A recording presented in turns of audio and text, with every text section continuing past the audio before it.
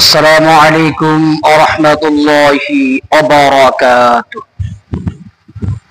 نحمده ونصلي على رسوله الكريم.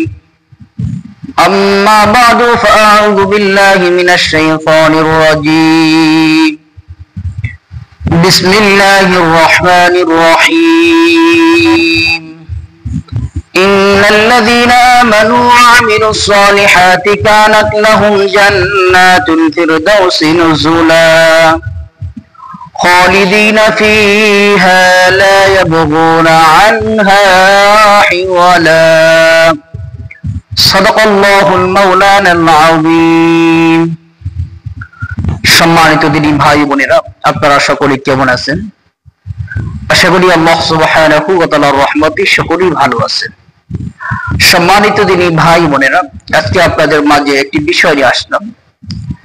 বিষয়টি হইতেছে আল্লাহ তাআলাকে রাজি এবং খুশি করা, আল্লাহ তাআলাকে সন্তুষ্টি করার কয়েকটি করণীয়, অর্থাৎ আমি আপনি যদি কয়েকটি কাজ করি তাহলে রব আপনার উপরে সন্তুষ্ট হয়ে যাবে, রাজি এবং খুশি হয়ে যাবে। আর রব যে বান্দার উপরে রাজি এবং খুশি হয়ে যাবে, এই বান্দার চাইতে উত্তম বান্দা দুনিয়াতে আর কে হতে পারে? সে দুনিয়াতেও দামি, আখিরাতেও দামি। সে দুনিয়াতেও সফল কাম, আখিরাতেও সফল কাম।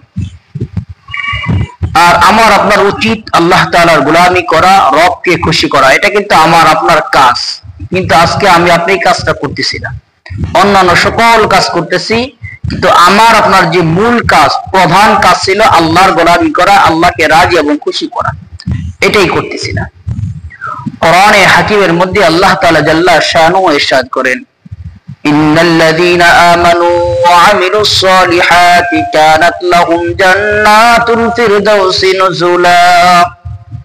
রব বলেন, যে ব্যক্তি ঈমান আনবে, আল্লাহ তাআলার উপর ঈমান আনবে, আল্লাহ তাআলাকে বিশ্বাস করবে, এরপর ওয়া আমিলুস সালিহাতি, যে ব্যক্তি নেক আমল করবে, নিশ্চয় যে ঈমান আনে এবং নেক আমল করে, তো রব তাদের উপরে রাজি এবং খুশি হয়ে তাদেরকে জান্নাতের সর্বোচ্চ স্থান জান্নাতুল ফিরদাউস আল্লাহ তাআলা দান করবেন। সুবহানাল্লাহ। কতদিন সেখানে থাকবে? রব বলেন, খালিদিনা ফিহা লা ইয়াবগুনা আনহা হিওয়ালা। সেখানে অনন্তকাল বসবাস করবে, অনন্তকাল থাকবে, যেখানে শুরু আছে আর কোনোদিন শেষ নাই। সম্মানিত হাজিরিন, সম্মানিত দিনী ভাই বোনেরা, যদি আমি আপনি আমার রবকে খুশি করতে পারি তাহলে দুনিয়াতেও সফল কাম, আখিরাতেও সফল কাম। আর এটাই কিন্তু আমাদের মূল কাজ ছিল। চলুন আজকে জেনে নিই আমরা কয়েকটি আমাদের করণীয়, যে করণীয় গুলো যদি আমি আপনি করি তাহলে রব আশা করা যায় আমার আপনার উপরে রাজি এবং খুশি হয়ে যাবে, সন্তুষ্ট হয়ে যাবে। 1 নম্বর, ঈমান আনার পরে প্রধান কাজ হইতেছে নিয়মিত গুরুত্ব সহকারে 5 ওয়াক্ত নামাজ আদায় করা।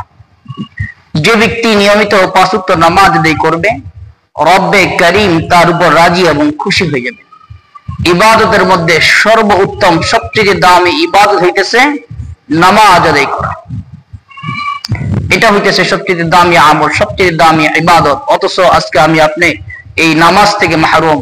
কয়টা লোক, কয়টা মুসলমান নিয়মিত নামাজ আদায় করি?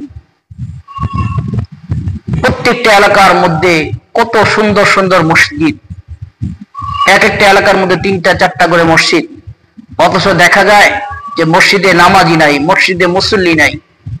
এ হলো বর্তমান আমার আপনার মুসলমানের হালত। তাহলে 1 নাম্বার হইতেছে নিয়মিত 5 ওয়াক্ত নামাজ আদায় করা। 2 নাম্বার হইতেছে কিছু সময় প্রতিদিন নিয়মিত কোরআনে কারিমের তেলাওয়াত করা।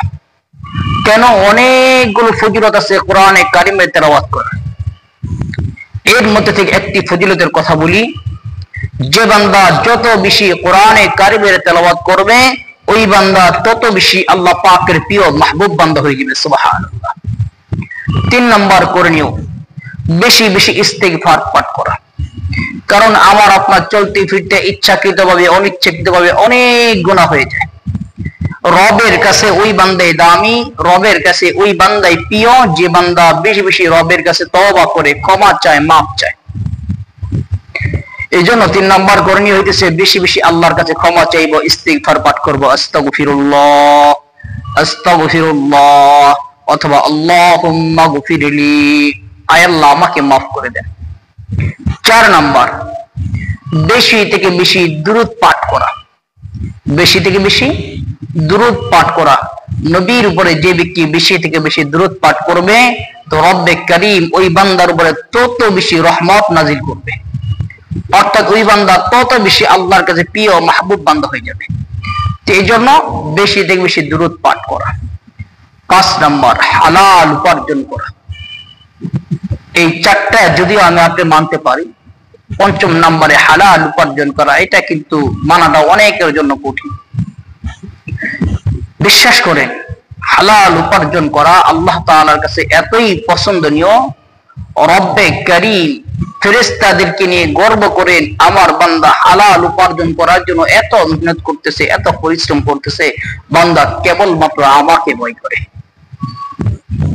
এই জন্য 5 নম্বর হইতেছে হালাল উপার্জন করা। 6 নম্বর, রমজান মাসে রোজা রাখা। যদি সামর্থ্য হয় তাহলে হজ করা। যদি জাকাতের নিসাব পরিমাণ মাল থাকে জাকাত প্রদান করা।